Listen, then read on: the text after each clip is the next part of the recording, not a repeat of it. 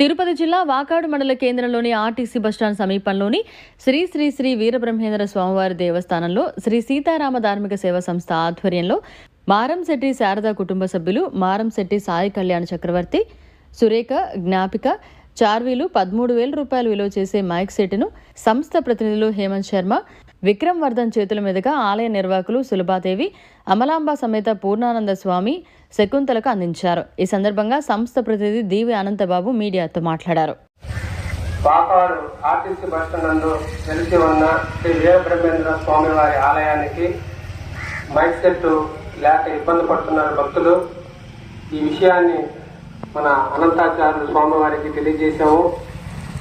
దాతల ద్వారా శ్రీ సీతారామ ధార్మిక సేవా సంస్థ ఆధ్వర్యంలో ఈరోజు మాకు 13,000 రూపాయల విలువ చేసే మైక్ సెట్ను అందజేసి మాకు ఎంతో మేలు చేసిన స్వాములకి దాతలకి మా కృతజ్ఞతలు తెలుపుతున్నాం.